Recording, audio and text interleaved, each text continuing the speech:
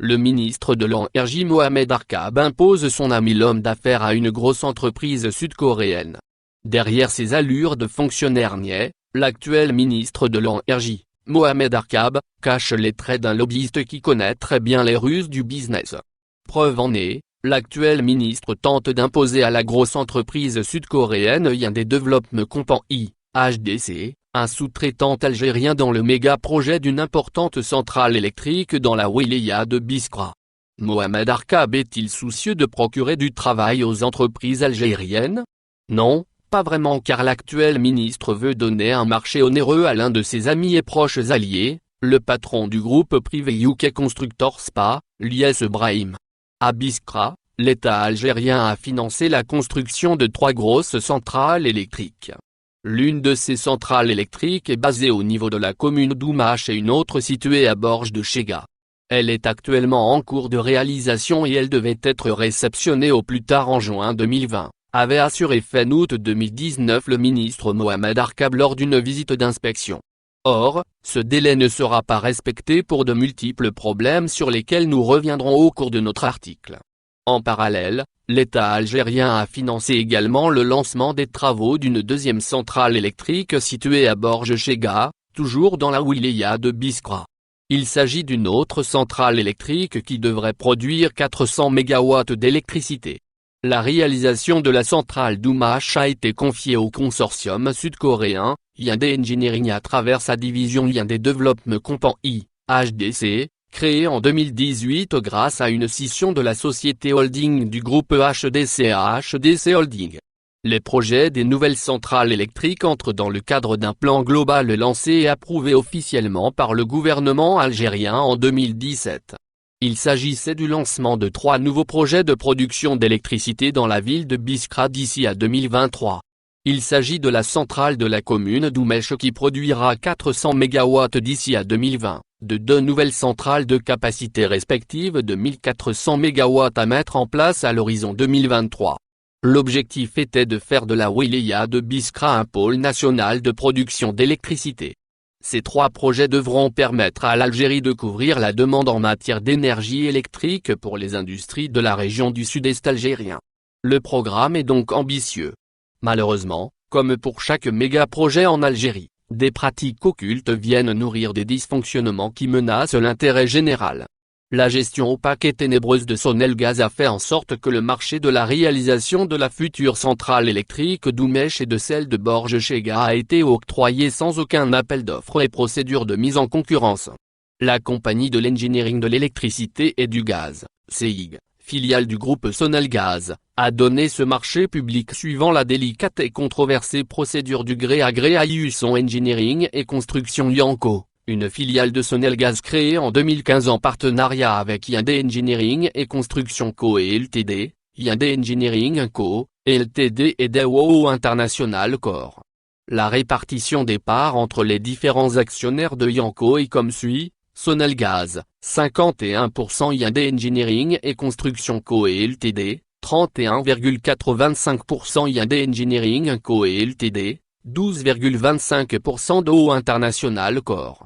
4,9% Yanco donne, par la suite, le gros des œuvres et des travaux de réalisation de la centrale électrique d'Oumeche au sud-coréen de HDC toujours selon le mode du gré à gré, à savoir sans aucun appel d'offres ni aucune opportunité de mettre en concurrence les différents potentiels candidats à ce marché public évalué à plus de 900 millions d'euros.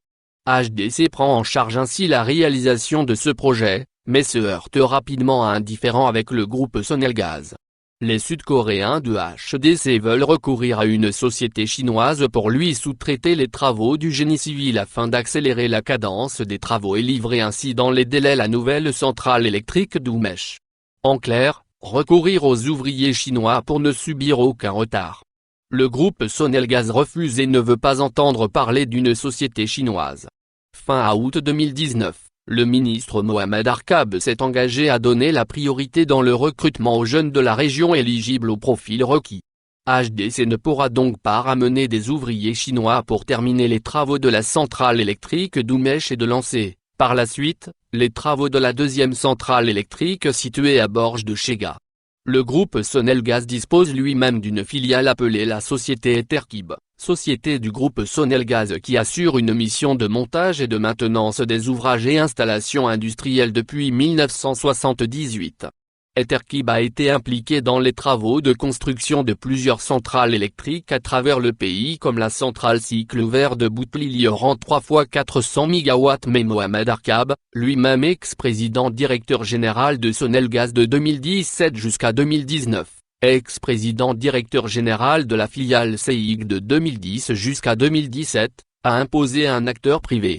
Il s'agit du groupe UK Constructor EURL. Une compagnie privée de capitaux détenue en totalité par son fondateur Lyes Brahim Bouzgoudi, un milliardaire très lié avec Mohamed Arkab avec lequel il collabore depuis 2011.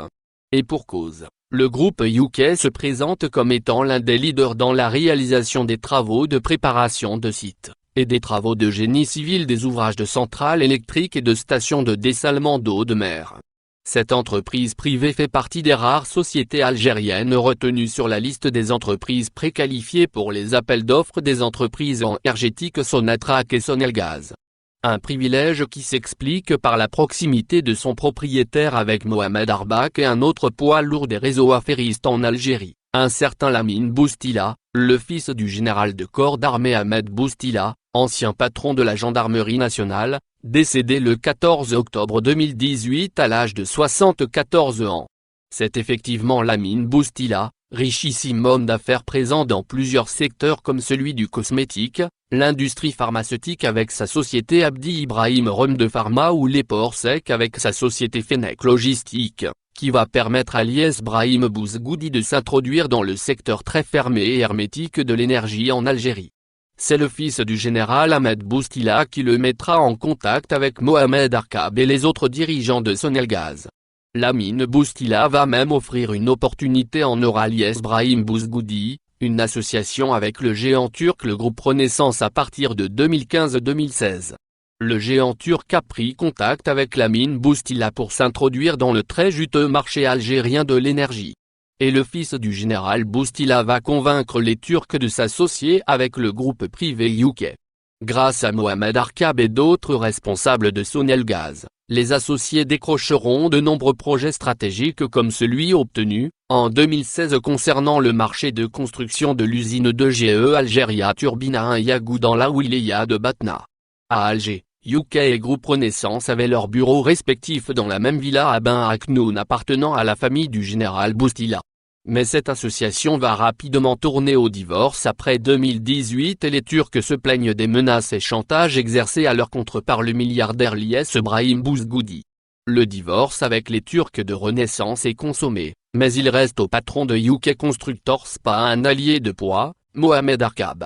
Ce dernier leur trouvera toujours des marchés comme à Boutli-Lioran où UK prend un important marché de soudure, de manutention et de travaux mécaniques. Mais le plus gros coup de UK demeure les projets des centrales à Biskra où Mohamed Arkab a permis à son ami Lyes Brahim Bouzgoudi d'accéder à des travaux d'ingénierie dans le cadre d'un marché de sous-traitance avec les Sud-Coréens de HDC. Un marché dont le montant dépasse l'équivalent de 100 millions de dollars. Le ministre Mohamed Arkab est gentil et soigne bien ses amis. Sa générosité n'a plus de limite parce qu'en contrepartie,